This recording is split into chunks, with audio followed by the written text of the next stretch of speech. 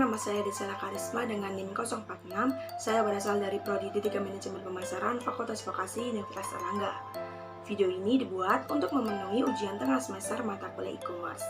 Nah, pada video kali ini saya akan membahas mengenai perbedaan antara e-commerce, marketplace, dan online shop, serta beberapa pembahasan mengenai e-commerce seperti cara kerja e-commerce, manfaat e-commerce, kekurangan dan kelebihan e-commerce, jenis-jenis e-commerce, dan strategi penjualan agar sukses berbisnis e-commerce.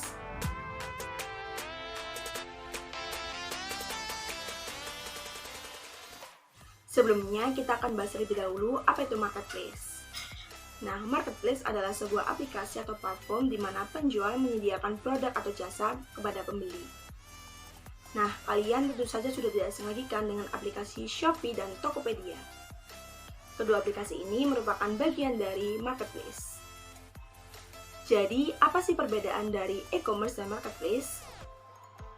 E-commerce itu sendiri adalah kegiatan transaksi jual-beli secara online. Sehingga dapat disimpulkan bahwa e-commerce dan marketplace bukanlah berbeda. Tetapi, marketplace merupakan bagian dari e-commerce. Karena di dalam marketplace terdapat kegiatan transaksi jual-beli secara online. Nah, jadi harusnya teman-teman udah bisa nebak nih perbedaan antara e-commerce dengan online shop. Jadi kesimpulannya adalah e-commerce dan online shop tidaklah berbeda. Karena e-commerce dan online shop memiliki arti yang sama, yakni kegiatan transaksi jual-beli secara online.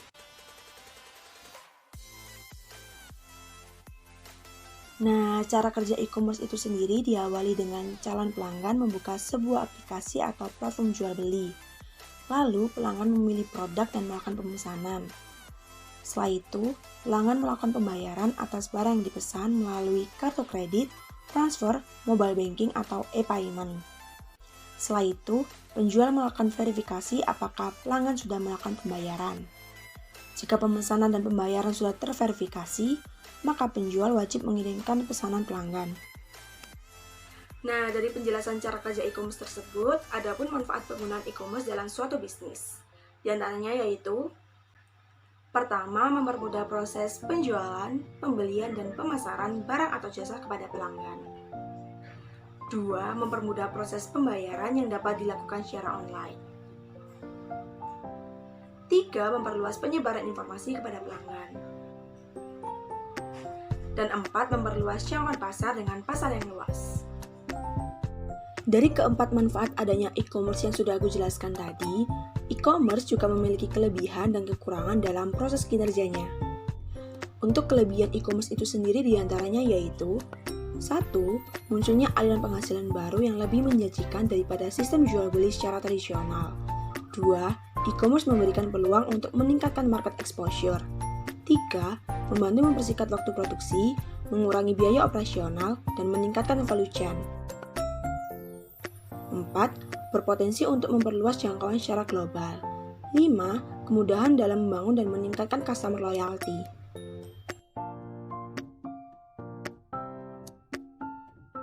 Selanjutnya, ada pun kekurangan yang dimiliki oleh e-commerce. Di antaranya yaitu 1. Berpotensi terjadinya penipuan karena kecurangan pihak lain. 2. Kemungkinan pencurian data dan informasi yang rahasia serta berharga, sehingga merugikan para korban. 3. Berpotensi terjadinya kehilangan kesempatan bisnis karena adanya gangguan sistem.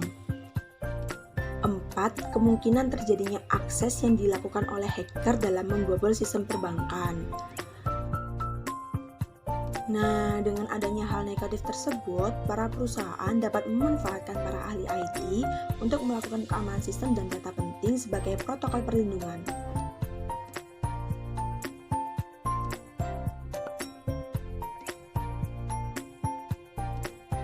Nah, kalian tahu nggak sih kalau e-commerce itu dibedakan menjadi 7 jenis loh?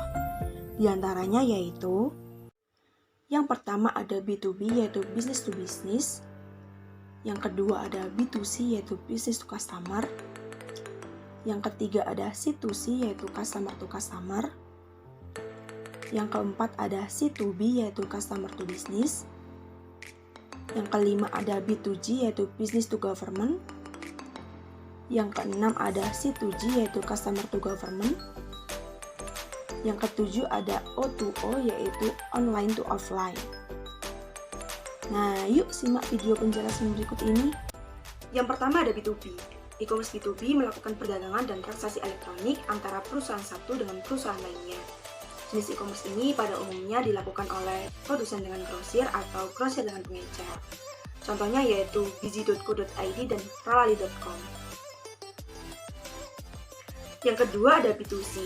E-commerce B2C ini melakukan perdagangan dan transaksi elektronik antara perusahaan atau produsen dengan konsumen akhir. Bisnis ini berlangsung dengan konsumen perorangan atau grup, bukan dengan perusahaan atau bisnis lainnya. Contohnya yaitu Gojek dan Grab. Yang ketiga ada C2C. E-commerce C2C ini melakukan perdagangan dan transaksi elektronik yang melibatkan langsung antar konsumen. Kedua belah pihak tidak saling bertemu, melainkan melalui platform online pihak ketiga. Contohnya yaitu OLX dan Bukalapak. Yang keempat adalah C2B.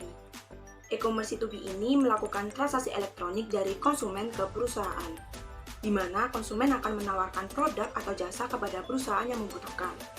Contohnya yaitu Google AdSense dan iStockfoto.com. Yang kelima ada B2G. E-commerce B2G ini melakukan transaksi elektronik dari perusahaan ke pemerintah. Contohnya yaitu pajak.co.id dan BPJS Ketenagakerjaan.co.id. Yang keenam ada C2G.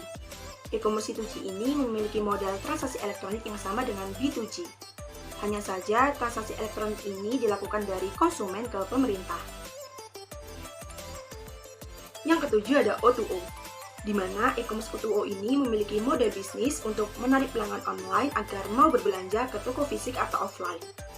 Contohnya yaitu mataharimall.com. Matahari Mall memungkinkan pelanggan online untuk mengambil atau bahkan mengembalikan barang yang mereka beli di seluruh outlet Matahari Mall di Indonesia. Nah, di era digital ini semakin banyak penjual yang membuka jalur penjualan produknya melalui e-commerce dengan tujuan menjangkau pasar yang lebih luas, baik itu pengusaha kecil, pengusaha startup maupun perusahaan besar. Melakukan penjualan via e-commerce adalah pilihan yang tepat, karena semakin berkembangnya e-commerce di Indonesia menjadi peluang yang cukup besar bagi bisnis. Nah, berikut ini aku akan memberikan strategi penjualan agar sukses di bisnis e-commerce. Yang pertama adalah strategi upsell produk, di mana strategi ini meningkatkan produk agar pembeli melakukan pembelian yang lebih banyak. Strategi ini bisa dilakukan lewat bisnis e-commerce dengan cara membuat etalase atau kategori produk baru, tetapi dengan versi yang ditingkatkan dari produk sebelumnya. 2. Melakukan retargeting iklan. Meskipun melakukan bisnis lewat e-commerce, kita juga perlu melakukan iklan sebagai strategi penjualan. Dengan melakukan retargeting audiens iklan, maka akan ada kemungkinan mendapatkan target pasar baru yang lebih luas. 3. Memberikan good service. Dalam setiap bisnis, pelayanan yang baik adalah memberikan pelayanan yang tanggap dan cepat, sehingga membuat pembeli merasa senang. Hal ini bisa dilakukan dengan menanggapi pertanyaan pembeli dengan tanggap melalui fitur chat e-commerce yang mampu membuat pembeli dan penjual saling berkomunikasi satu sama lain. Nah, itu tadi merupakan pembahasan mengenai e-commerce. Jadi gimana nih? Udah sejauh mana pemahaman kalian mengenai e-commerce? Semoga video ini dapat menambah pengetahuan kalian mengenai e-commerce. Sekian dari aku. Wassalamualaikum warahmatullahi wabarakatuh.